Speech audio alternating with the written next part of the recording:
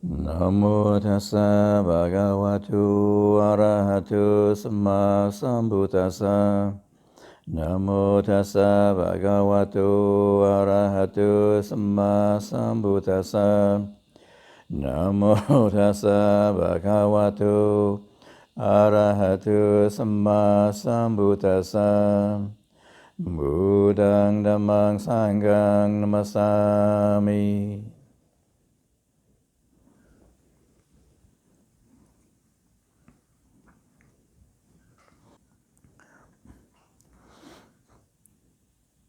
So the Buddha's teachings, in essence, they are the universal teachings. More specifically, the Buddha mentioned that even if Buddhists don't appear in the world, still for example, the principle of conditional causality still exists.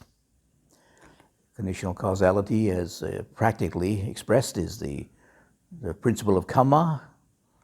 Our actions of body, speech, and mind are causally conditioned, are the results. Yeah. And this is a universal principle.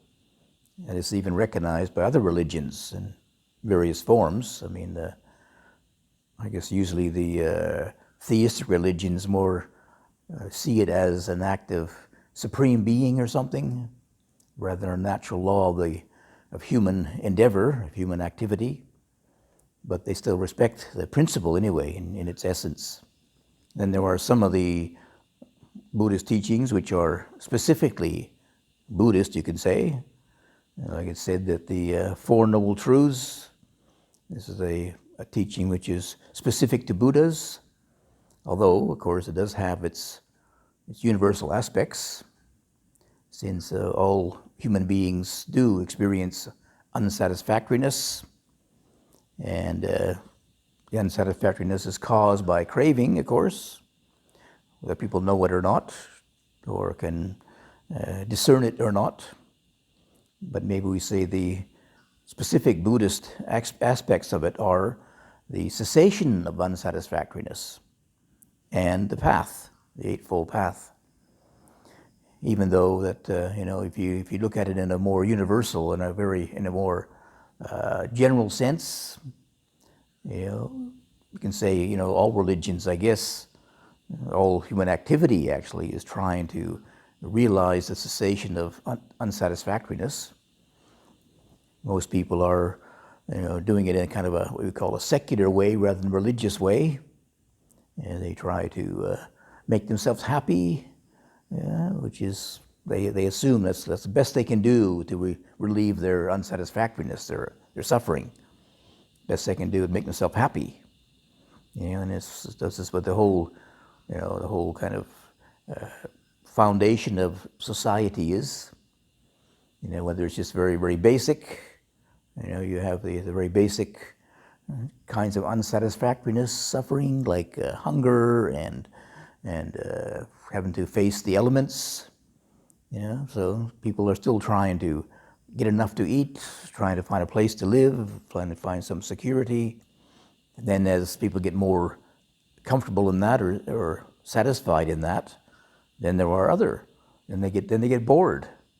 So then they need some kind of excitement. So then you come in, then we have the whole area of entertainment and you can say culture too.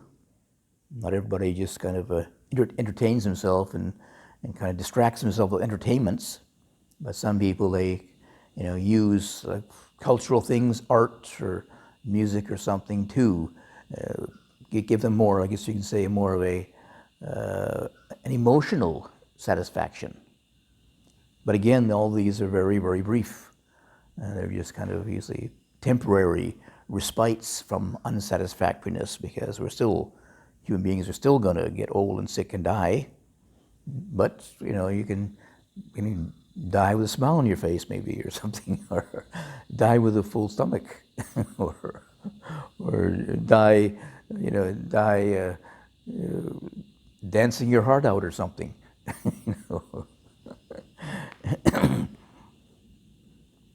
But it's usually the religions which are left to deal with the ultimate existential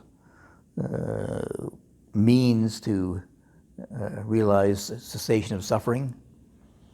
And each religion has its own techniques. Some of them just it's more like trying to surrender your suffering to some all-powerful deity or something. They'll take care of it. It's out of my hands. It'll be taken care of in the after realm, because that deity or that supreme entity or something or other will take care of me. If I just surrender to them, I just give myself to them. I guess if you are a faith temperament, you could do that. But nowadays, I think with people getting more and more education, they don't believe so easily anymore. It's a bit hard to just believe in these kind of, sometimes it sounds like fairy tales, some all-powerful deity which nobody's actually seen yet, something or other. But if we get more education, then we begin to become more critical, and we rationalize it, and then we want to have it proven to us or something. But because the Buddha was very aware, he had these unique insights into the cause of unsatisfactoriness and craving, then he realized the way to realize cessation is you have to confront that craving. That's the way we have to do it directly. And just trying to distract ourselves temporarily is not going to do the job. It will. The Buddha did say that there is pleasure in the world. There is pleasure, but it's not permanent. It's not going to be lasting pleasure. You have to recognize its place in reality, but very, very limited. And the spiritual pleasure, from either developing the exercises in samadhi, or particularly from realization, is much more. It's the pleasure beyond pleasure. It's a peace beyond peace. But for most people, it's a bit it's just an idea, or it's an aspiration, but hard to actually experience that too. Maybe in moments of calmness of mind and developing the concentration exercise, so one can have a little taste of it, or just being in a quiet place sometimes. All the distractions, all the noise, and all in your mind can calm down somewhat. Then right, there is another kind of peace, another kind of pleasure. I think people who enjoy nature, they find a different kind of pleasure, if you like, pleasure in nature, which is there all the time. Nature's there all the time. Whereas the fleeting pleasures of tastes and smells and some sights and sounds are very, very fleeting.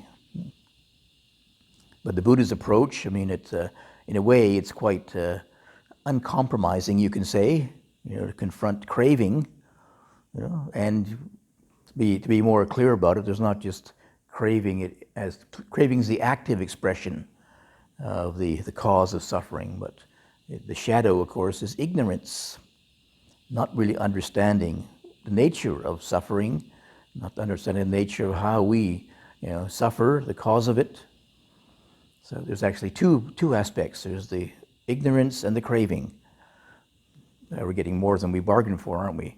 We thought it was even easy. Just confront the craving. but there's also more insidious, I would say, more challenging is ignorance. Ignorance is the darkness. We don't even know that we're caught in craving. We're ignorant that there's craving is so active in our life. And sometimes maybe it's helpful. Maybe it's not so helpful. But anyway, sometimes it may be helpful if we look at it in two aspects. Like the craving is sort of like the emotional side of our being, and the ignorance is the intellectual side of our being. And then people have their own strengths and weaknesses. Some people are more inclined towards, say, the intellectual That's their a bit more their approach to life, and so they have a talent that way. And so when they come across the Buddhist teachings, oh, yeah, it's about study. I have to understand this. I have to study this. Get more intellectually astute. Yeah, but one has to be very careful because we do have these two sides to our being. Yeah.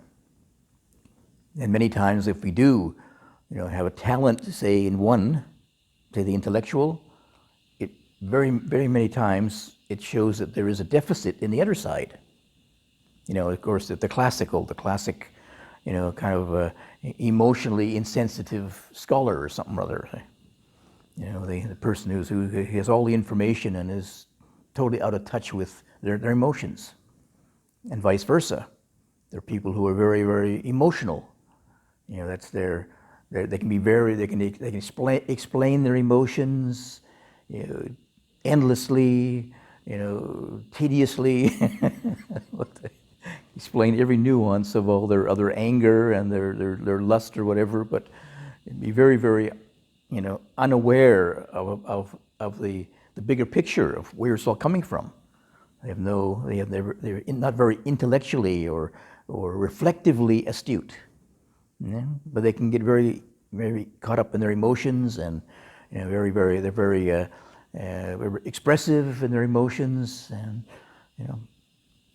and they can say, well, craving, right? I know all about craving, yes.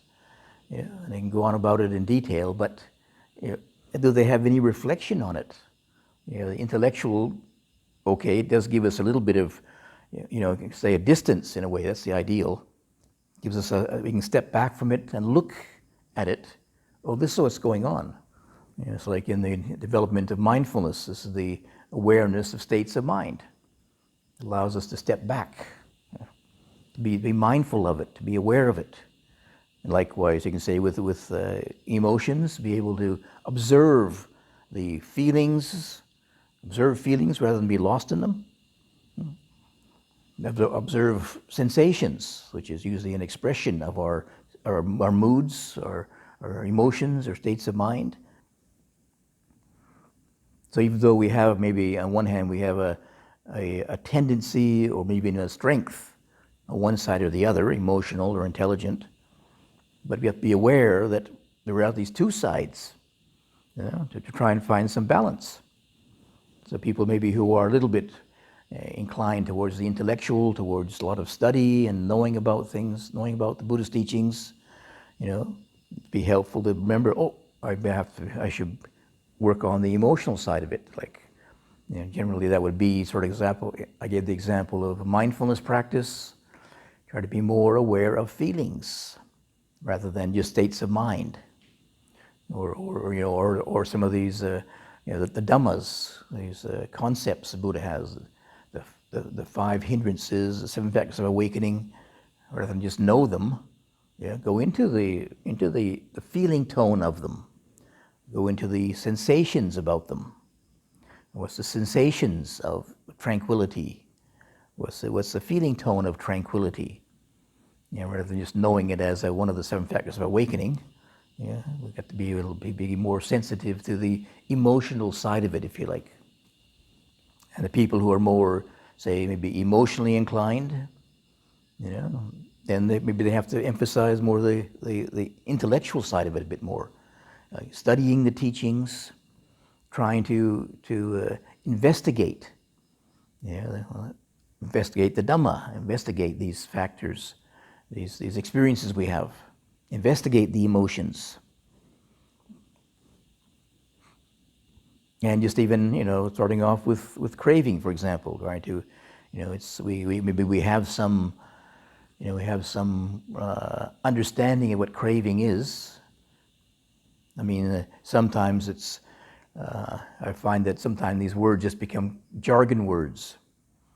So craving, oh yes, right, we all know about craving, right? We think we know about it anyway, but the Pali word, tanha, literally means thirst. So, I mean, most people, they generally think craving is just, it's just desire. I crave ice cream, for example. That's my craving. Underneath it, I really love it. But anyway, I recognize that I shouldn't crave it. I should just, like it. Prefer it or something or other. That's okay. But I shouldn't crave it, right? You kind of beat down your cravings, and then you're enlightened. But you understand it as for me anyway, to translate it as thirst, you realize, oh my goodness, thirst. I mean, this is, thirst is a really fundamental need for life. If you're lacking in water, if you're dehydrated, you need some water. Yeah, so it's really, really fundamental. It's like a survival instinct. Yeah, you need it. So that's how deeply this craving abides in our being. It's not just a passing, when the ice cream's passed out, you think, oh yes, I like ice cream, but it's much deeper than that. This longing for, maybe it's not just the ice cream itself, but you're longing for that taste, that sensual experience of the taste, the satisfying taste of it, or the sugar hit or something or other, the stimulation of it. That's what's behind it. It doesn't matter if it's ice cream or it's chili sauce, really. I mean, it does at the mealtime, but I mean, as far as taste goes, you prefer ice cream, but the chili sauce will also give you, a negative stimulant. Whether it's a positive one or a negative one, it's still a stimulant, So, of course, some people they prefer maybe the chili rather than ice cream, right? I won't mention any names, but on camera.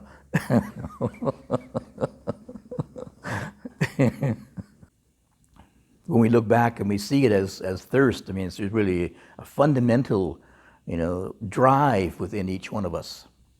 And maybe, okay, we pick it up, we're mindful of it when it becomes, this kind of desire or longing or something or other, this craving, if you like. But what's behind it? Try to investigate. Why is there preference for this kind of stimulation rather than that kind of stimulation? Why is there craving for the stimulation of ice cream and not chili? What's behind it? Then, of course, when you study it, like I'm just about I think I'm on the theme of the emotional person, how they can, deal with their emotions, an emotional approach to craving, to become more observant of it, more mindful of it, more reflective of it, investigate it. Yeah, and when we learn about it, we learn about craving, and there's 3 kinds of craving. Yeah, right? 3 kinds, you remember that? I don't know if I covered that yet or not, but there are 3 kinds of craving. There's the craving for sense pleasures, kama, tanha. This is what we usually come across most of the time. For sensuality, sense impressions, sense stimulation. And those we can maybe observe reasonably easily because we come across them more frequently. But there's also what's called bhava tanha. This is a craving for being, for existence, for coming to be. It could be just like our survival instinct, a craving for that, just to survive, just to maintain life, keep going, keep breathing. Yeah. Then there's this opposite, the vibhava tanha, craving for non-existence, non-being. You can apply it to like the sensuality, because it is like, you can say, we have craving for being happy, craving for pleasant feeling is the bhava tanha, craving for a pleasant feeling, to be happy, to come into existence as a happy state of mind or happy state of body or something. And then there is the non-being, don't want to suffer. I don't want to have suffering.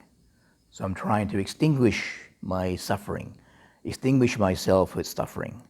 It's also a kind of craving.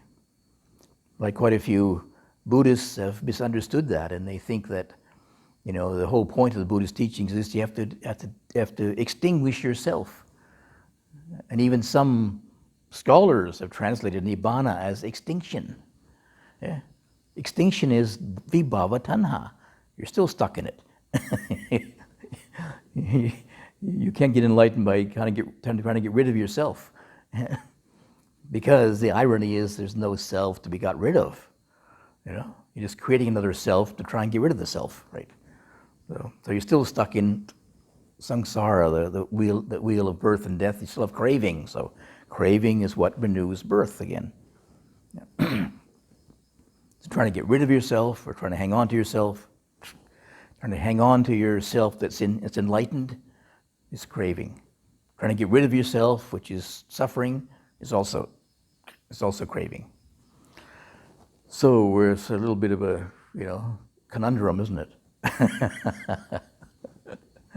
The point is, when you begin to understand craving, then you see these two movements of our being, trying to get away from, just like greed and aversion. Same principle. Aversion to unpleasant experiences, greed for pleasant experiences. But you understand that, aha, right, all this is greed, is craving. It's all craving. And the way out of suffering, way out of unsatisfactoriness, is to be free of craving. Aha, right. Yeah, so when you understand it, and it's how it's being expressed through our being, then you begin to let go of it. Not for, not against. Very, very subtle point, but most important.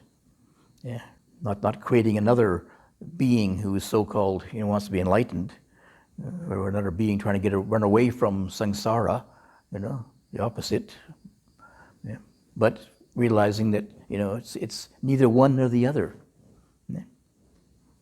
It's hard to recognize because we define ourselves usually in terms of one or the other.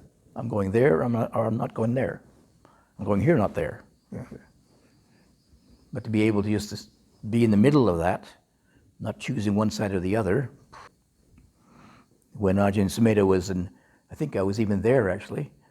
Ajahn Sumedho was in England, and he had written a letter to Ajahn Chah in Thailand. And I was staying at Ajahn Chah's monastery, but I wasn't the senior monk. There's another monk who was a senior monk, so Ajahn Chah asked him to translate. He spoke actually Thai better than I did, so he asked him to translate this letter. So Ajahn Sumedho just explained about how the situation was. I think it was 1978, so they hadn't got Chithurst Monastery yet. They're still living in the old place in the city, this townhouse. He just trying to explain how, I guess it was how difficult it was there, and they're looking for a forest monastery or something or other. And so then when he finished, this other monk had finished the translation, Ajahn Chah said, okay, take a letter for Sumedho, he says. He said, and this letter, be very short, he just says, ask Ajahn Sumedho, when you can't go forward and you can't go back and you can't stand still, where are you? And the other monk said, gee, that sounds like Zen. Ajahn Chah said, no, this sounds like Ajahn Chah.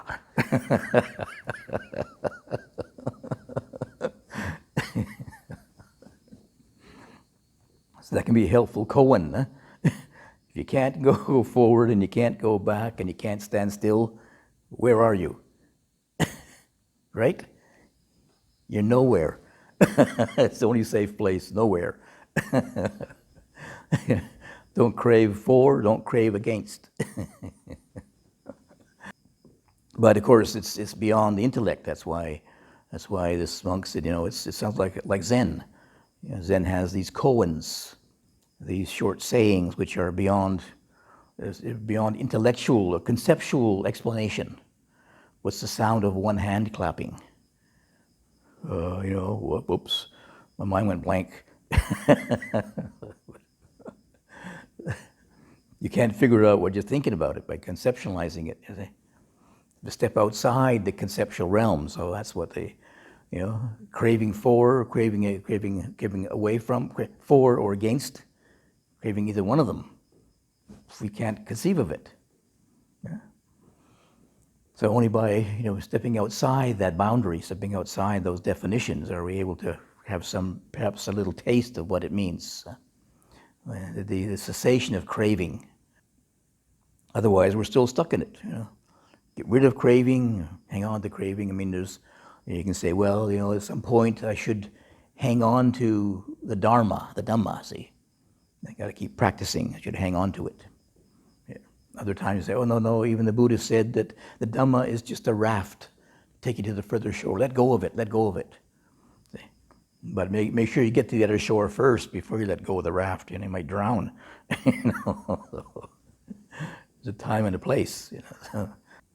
Then when it comes to ignorance, I mean, it's like I say, this is very, insidious. It's very, very hard to see this because it's ignorance is just not knowing. How can you even know that you don't know? This is where the Buddha emphasizes the practice of mindfulness, for example. Just trying to be more aware, trying to be more present, trying to be more attentive to what's going on. With awareness, with attentiveness, then things become clearer. Once you're attentive, I mean, everything is right here, right now. The Nibbana is right here, right now, but we just don't see it.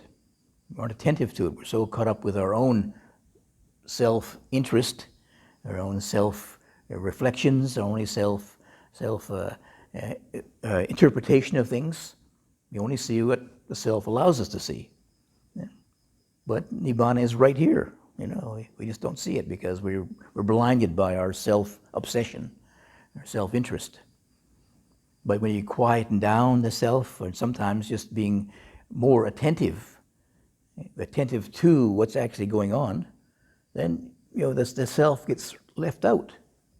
If you're attentive to what's to the seeing, for example, just with seeing, seeing is what's happening. Seeing there is a visual impression into the brain, and then we can try to interpret it, and I'm seeing, and I'm seeing that, and then we add on to it, our self-referencing all the time.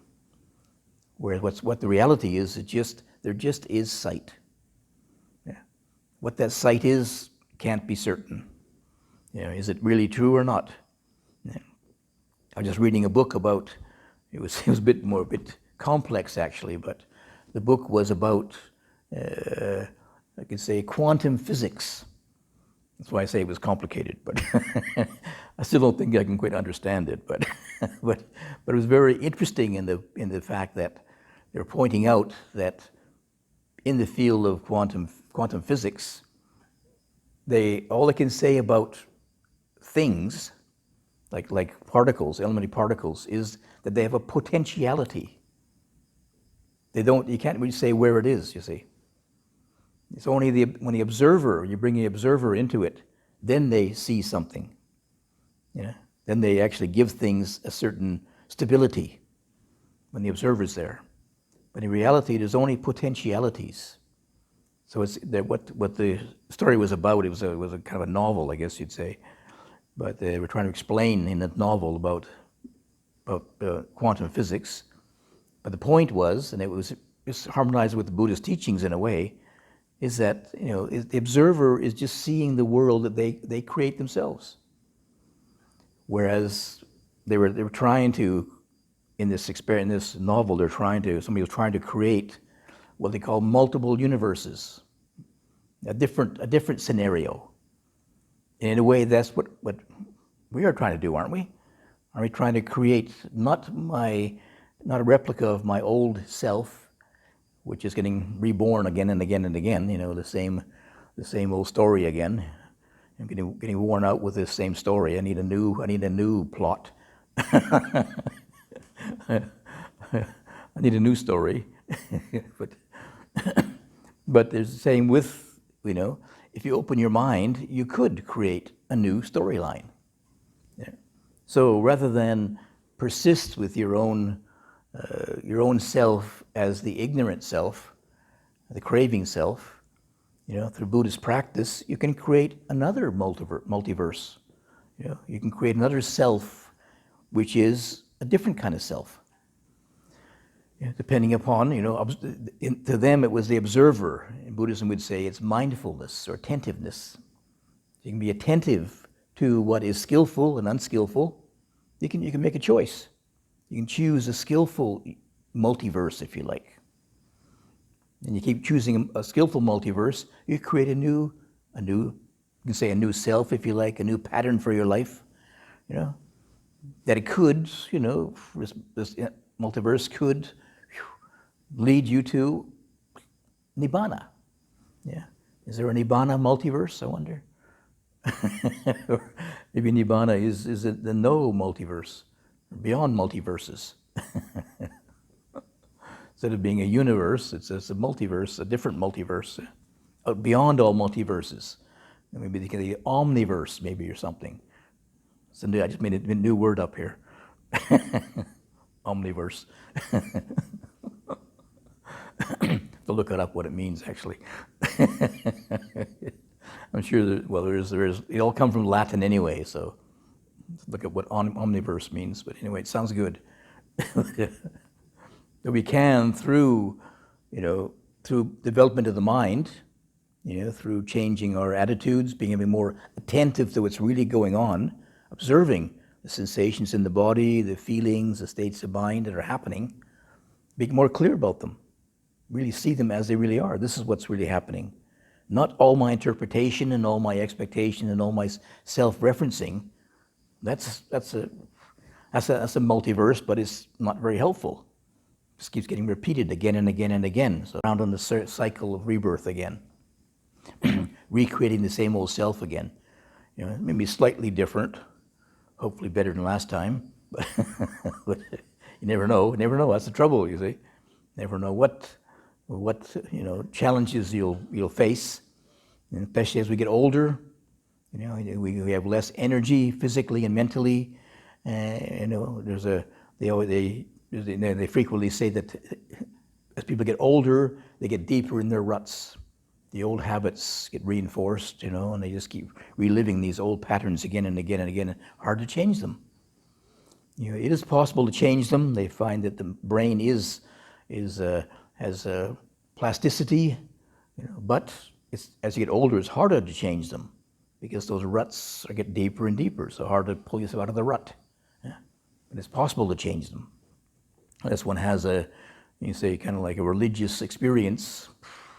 Can't be. It's very hard to have a real transformation, but it's possible. But with ignorance, the first step is to try to observe, to recognize. We take the word of the Buddha and say, okay, yes, right. Ignorance is there, right? It's like somebody telling you, hey, there's a shadow behind you. Maybe I can't see my shadow because I can't look behind me, but take the word for it, and then, okay, now how to deal with this. So there is ignorance there. Now what to look for? Yeah, ignorance manifests as in the the less active form of is delusion. Delusion, and delusion has its manifestations of confusion, uncertainty, lack of clarity. Yeah. Oh, right. Now I recognized ignorance. I remember having this experience in Thailand early on because I went there to Thailand to meditate after being at university for several years. And at the university I'd learned about Buddhism the previous year. So when I went to Thailand, I thought I knew all about Buddhism because I already studied it, you see. And I knew the Four Noble Truths and the Eightfold Path. Yes, I knew all that. I even passed the course, so I must know it. Yeah. But then, sitting in my little hut in Thailand, meditating, and then you're going through in my mind, oh yeah, the Eightfold Path, okay, this is right energy, right? Right concentration, right mindfulness, right? After a while, began to have some doubts about it. Is this really right energy? Is this really right concentration? What is concentration anyway? I actually had no idea what concentration was. Just a concept in my mind. What was energy? Didn't really know what right energy was. And then just trying to observe it and a direct experience of the body. And my gosh, there wasn't just whatever it is, a 6-letter word, energy. There's a whole range of different experiences. from absolute, kind of just unconsciousness to real excitement and energy and enthusiasm and what's right about this, which one's right here. Yeah. And I began to have real doubts about the Buddha's teachings. And then it took me a while before I realized that the problem was, here I had these concepts, and the experience didn't match the concepts. The concepts were like a kindergarten explanation of the experience, And here I was, because I was referencing the concepts, it didn't fit in, Like energy, is a huge field. You can study your whole life what energy is. Study your whole life what even the Buddha said, concentration, samadhi, is one of the unthinkables, incomprehensibles, the whole range of samadhi, And you think that one word, whatever it was, maybe, 15 minutes of a class in comparative religion will explain right samadhi to me. I thought it would. But then when you sit down trying to focus your attention, all kinds of strange things happen when you focus your attention. Which one of them's right? Concentration. Sometimes it was a concentration which was just like a blank. Is that concentration, or am I asleep? Or am I unconscious? Other times it was great clarity there. The mind calms down, and it's all the energy which normally goes off into self-referencing and interpretation, all that all the energy comes together in one point, and phew, my goodness, just so much energy there in one point, So just being super alive, for a few moments, and I thought, what's this? I like this, and then it's gone again. But being able to study these things experientially, the Eightfold Path, for example, so experientially, one has a different understanding of them. So I realized, my previous understanding of Buddhism was delusion, actually. Was delusion. That this was much more real. This was a real experience of trying to experience it personally, subjectively, immediately, in the present moment. This was what it was all about, not those concepts. The concepts are only like little road signs, but the road sign is not the place. That's one form of delusion, I recognize, or ignorance, thinking that we know. But when we can actually acknowledge that, I don't know. There is ignorance is very, very predominant. It's a major aspect of our life, ignorance. Okay, now I can make some effort to try and understand it, to try and see it. And just acknowledging that there is ignorance already, I think, is already, a big step on the way to not give into it or buy into it or be fooled by it. And just like a little match in the darkness or something or other. But then we have to explore that. What don't we know? We don't know the nature of self, don't know the nature of craving, don't know the nature of ignorance. But we can study it with mindfulness, with more attentiveness, with more calmness of mind, with energy. And eventually we begin to maybe see it more clearly then. To really be able to see ignorance as it is.